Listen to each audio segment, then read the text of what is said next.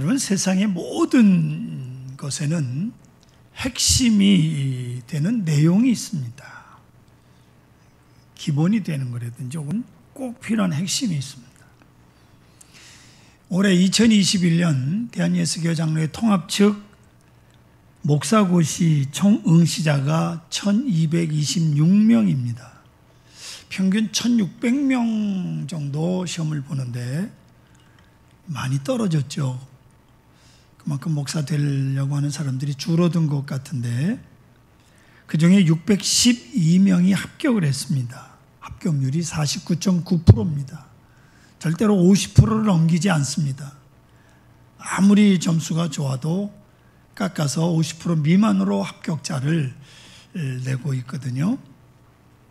이 중에 논문과 설교라고 하는 과목이 있는데 논술, 그 자리에서 문제가 칠판에 기록이 되고 수험생들이 그 문제를 보고 답안지를 작성합니다. 성경 또 교회사 헌법은 시험지 사지선다도 있고 내용을 쓰는 것도 있고 그러는데 이 논술과 설교만큼은 그날 칠판에 문제가 기출이 되는 겁니다. 근데 문제는 아무리 답안지를 빼곡하게 썼다고 해도 핵심적 단어가 빠지면 논술과 설교에서는 좋은 점수를 받을 수가 없습니다. 길게 쓰지 않아도 정확한 핵심적 단어가 들어가면 합격을 하게 되는 거죠. 때로 어떤 분을 만나서 한참 이야기를 했는데 헤어지고 나면 무슨 이야기를 했는지 도무지 알 수가 없는 경우가 있습니다. 그저 핵심이 빠진 그냥 잡다한 이야기 하다가 끝났기 때문에 그런 거죠. 우리 믿음도 핵심이 중요합니다. 여러분이 예수를 믿는 이유가 무엇입니까? 병 고치기 위해서입니까? 부자 되려고 믿으십니까? 물론 예수님은 죽은 자를 살리시고 병든 자를 고치셨으며 바다 위를 걸으시는 전능하신 분임에는 틀림이 없습니다. 그러나 이런 기적의 사실만 이야기를 듣고 예수를 믿는다면 그는 아주 잘못된 겁니다. 무속신앙과 같습니다. 여러분 보세요. 무당들도요 그냥 굿하는 게 아니라 귀신을 불러내서 구술합니다. 시퍼런 작두 칼날 위에서 춤을 추는 짓을 하지 않습니까? 그러니 사람들이 얼마나 놀라겠어요. 그 귀신의 장난입니다. 기독교는 하나님이 어떤 분이냐 하는 것을 알아가는 것로부터 출발을 합니다. 우리에게 생명을 주시고 오늘도 우리의 삶을 주관하시는 하나님이 어떤 분이냐를 알아가는 것이 기독교 신앙의 핵심이라 그 말이에요. 그래서 믿음이 좋다고 하는 것은 어떤 신비한 경험을 얼마나 많이 했느냐 하는 것이 아니라 얼마나 하나님을 많이 알고 잘 알고 하나님의 뜻대로 사느냐, 그게 우리의 믿음의 핵심이에요. 아멘. 믿음의 핵심은 하나님을 아는 거예요. 때문에 오늘 우리가 나누려고 하는 성찬에도 핵심이 있습니다. 초대교회는 모일 때마다 성찬을 했어요. 당시만 해도 매일매일 새로 믿는 사람이 생겨나고 매일 세례를 받는 사람들이 있었기 때문에 성찬을 자주 할 수밖에 없었어요. 그리고 오늘날처럼 작은 떡과 작은 잔을 나누는 것이 아니라 식사를 겸한, 애찬을 겸한 것이에요. 그래서 아주 큰 떡과 포도주를 항아리채에 갖다 놓고 큰 떡을 띄고 항아리에서 포도주를 컵으로 떠서 빵과 함께 마셨다 그 말이에요. 또 당시는 오늘날과 같은 예배당이 따로 있는 것이 아니라 교인 중에 넓은 집을 가지고 있는 사람이 자기 집을 예배 처소로 제공을 해서 예배를 드렸습니다. 그런데 이 모일 때마다 성찬을 겸한 식사를 해야 되므로 한 사람이 그 많은 사람 떡과 포도주를 감당하기가 힘들어서 교인 중에 잘 사는 사람들이 몇 사람이 떡과 포도주를 넉넉히 준비해서 가난한 사람들과 함께 나눴습니다. 근데 문제는 좀 생활이 넉넉한 분들은 음식을 준비해서 미리 도착해서 가난한 사람들이 올 때까지 기다려야 되는데 이게 세월이 지나가면서 먼저 먹는 일이 생겨나기 시작한 거예요. 가난한 분들은 일을 하느라고 그리고 샤워라도 하고 그리고 도착하면 이 먼저 온 사람들이 자기들이 준비한 것을 먼저 먹고 마시고 그리고는 취하는 일들이 생겨난 거예요. 그래서 오늘 우리 본문에 보면 읽진 않았습니다만 21절 보시면 이는 먹을 때에 각각 자기의 만찬을 먼저 갖다 먹으므로 어떤 사람은 시장하고 어떤 사람은 취함이라고 성경에 말씀하고 있습니다. 이것이 바로 고린도 교회의 문제였습니다. 고린도 교회는 성찬의 핵심을 잃어버린 거예요.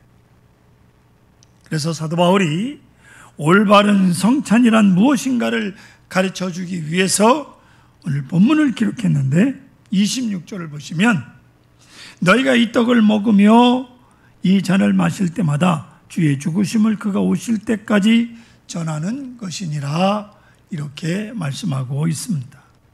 그러니까 성찬에 있어서 가장 중요한 핵심은 주의 죽으심이 주의 죽으심에 어떤 의미가 있는지를 살펴보겠습니다. 요한일서 1장 5절 화면이 한참 일찍 떠버렸는데요. 하나님에 대해서 뭐라고 말씀하느냐? 하나님은 빛이시라. 그에게는 어둠이 조금도 없으시다라고 성경이 말씀하고 있습니다. 그러니까 빛은 어둠 속에 숨겨져 있던 것을 밝히 드러내는 역할을 빛이 합니다. 마찬가지로 우리가 빛이 되신 하나님을 만나게 될 때 우리 속에 숨겨져 있던 온갖 더러운 것들이 그대로 드러나게 되어 있습니다. 때문에 베드로가 예수님을 만났을 때 주여 나를 떠나소서 나는 죄인으로소이다. 예수님이 한마디도 베드로에게 이렇다 저렇다 말씀하신 적이 없는데 예수님을 만나는 순간 베드로가 이렇게 고백을 해요. 예수님의 강렬한 빛이 자기 영혼을 파고 들어올 때 베드로는 자신이 죄인임을 고백하게 된 거예요. 이것이 빛 되시는 하나님을 만나는 우리들의 모습입니다. 사랑하는 성도 여러분, 사실 우리는 하나님 앞에 설 수 있는 존재들이 아닙니다. 그런데 우리가 하나님의 자녀가 되었어요. 이 놀라운 일이 바로 주의 죽으심을 통해서 이루어진 놀라운 은혜입니다. 성경은 예수님께서 마지막 숨을 거두실 때의 모습을 이렇게 표현합니다. 앞에 화면을 보십시오. 마태복음 27장 50절로 51절에 예수께서 다시 크게 소리지시고 영혼이 떠나가시니라. 이에 성소의 휘장이 위로부터 아래까지 찢어져 둘이 되고 땅이 진동하고 바위가 터지고 이렇게 말씀하고 있습니다. 잘 보세요. 예수님께서 돌아가시는 순간 성소의 휘장이 찢어졌다. 성소라고 하는 것은 하나님이 계신 곳입니다. 오늘 제가 서 있는 이 강대상 이것이 옛날 성소를 말합니다. 그리고 여러분들이 앉아 있는 것이 성전 뜰입니다. 앉아서 예배를 드린 게 아니에요. 성전 뜰에 서서.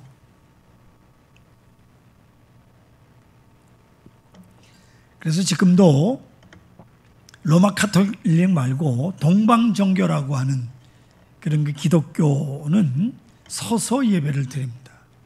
특별히 러시아 정교회에 가면 의자가 없어요. 신부님이 앞에서 나왔다 들어갔다 나왔다 들어갔다. 그럼 교인들 서서 1시간이고 2시간이고 서서 예배를 드립니다. 이 성전 뜰이에요. 그런데 1년에 단 한 번 대제사장만이 들어갈 수 있는 성소, 그 하나님 계신 곳, 대제사장이라 할지라도 부정한 몸으로 들어가면 가차없이 죽임을 당하는 거룩한 곳이 성소입니다. 죄인인 인간이 절대로 들어갈 수 없는 곳. 그런데 이 성소를 가로막고 있던 휘장이 예수님이 숨을 거두시는 순간 동시에 위로부터 아래로 찢어졌어요. 중간이 찢어진 게 아니라 위로부터 아래까지 찢어져서 쫙 열린 거죠. 그렇기 때문에 이제는 누구든지 예수님의 죽으심을 힘입어 하나님 앞에 나아갈 수 있게 되었고 하나님과 교제를 나눌 수 있게 되었습니다. 이것이 주의 죽으심의 의미입니다. 빛 대신 하나님께 나아갈 수 있도록 우리를 빛의 자녀로 만들어 주시는 것이 주의 죽으심의 의미. 그래서 성찬을 나눌 때 여러분 이 사실을 기억하고 성찬에 참여하셔야 됩니다. 계속해서 본문은 성찬을 먹고 마시는 것은 주의 죽으심을 주님 오실 때까지 전하는 것이라고 말씀하고 있습니다. 구약성경 요나서를 보시면 니느웨 성이 죄악으로 만연해서 하나님이 더 이상 도저히 참을 수가 없을 정도가 됐어요. 이때 하나님께서 니느웨를 심판하지 아니하시고 요나를 부르셔서 니느웨로 가서 회개를 선포하라고 명령을 합니다. 하지만 요나는 그 니느웨는 멸망해야 될 성이니까 그렇게 생각하고 하나님의 말씀을 거역하고 다시스로 도망가는 배를 탑니다. 그러자 하나님께서 요나가 탄 배를 풍랑을 만나게 하시고 요나를 배에서 바다로 던지게 하시고 큰 물고기를 준비하셔서 요나를 삼키게 하셨습니다. 결국 요나의 항복을 받아내신 거죠. 그리고 니느웨로 가서 하나님의 심판을 외치게 하신 겁니다. 우리는 요나서를 읽을 때 요나의 불순종과 회개에 초점을 맞추죠. 그러나 요나서의 초점은, 핵심은 비록 죄악이 가득한 니느웨라 할지라도 하나님께서 니느웨를 얼마나 사랑하시는가를 보여주는 여기에 핵심이 있어요. 죄악된 도시 니느웨도 하나님이 사랑하신다. 그렇기 때문에 불순종하는 요나를 기어코 막다른 길로 몰아가셔서 니느웨로 보내시고 니느웨를 회개시켜서 그들을 심판하지 않으셨습니다. 성도 여러분, 지금도 하나님께서는 온 세상 사람들이 구원받기를 원하십니다. 할렐루야. 그렇습니다. 그리고 성찬을 통해서 우리에게 이 하나님의 뜻을 다시 한번 깨닫게 하십니다. 너희가 이 떡을 먹으며 이 잔을 마실 때마다 주의 죽으심을 그가 오실 때까지 전하는 것이라. 여러분들이 성찬에 참여하면서 주의 죽으심을 그가 오실 때까지 전하는 사명을 다시 한번 확인하시고 그 말씀을 전할 수 있는 그런 증인의 삶을 살아야 합니다. 여러분, 교회는 예수 그리스도께서 주인이 되시는 것입니다. 그분은 어떠한 죄인도 용납하시고 긍휼히 여기시고 자비를 베풀어 주시는 분이십니다. 그래서 교회 안에 들어오는 자는 누구나 예수님의 환영을 받게 되어 있습니다. 환영을 받습니다. 교회는 세상 어디에서도 받아주지 않는 죄인들이 찾아올 수 있는 유일한 장소입니다. 그리고 그들을 용서하고 감싸주고 사랑하는 것이 교회입니다. 그런데 불행하게도 오늘날 참된 교회의 모습, 참된 그리스도인의 모습을 찾아보기가 어렵다라고 하는 것에 문제가 있죠. 기도는 열심히 하는 사람들이 있습니다. 성경을 열심히 읽는 사람들이 있습니다. 그러나 그 성품이 주님을 닮아가는 사람들이 많지 않다는 거예요. 성품이.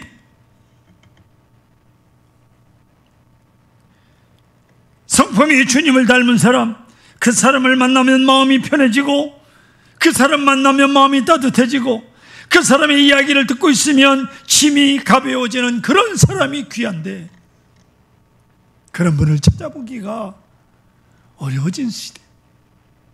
자기 짐은 묵묵히 지고 견디다가 오히려 옆에 사람의 짐이 무거워 지쳐 쓰러질 때 다가가서 그 짐의 한 구탱이를 함께 들어주는 사람이 우리에게 너무나도 귀합니다. 사랑하는 성도 여러분, 오늘 여러분들이 이 성찬을 받을 때 여러분은 예수 그리스도의 죽으심을, 그분이 오실 때까지 전할 책임을 가지게 됩니다.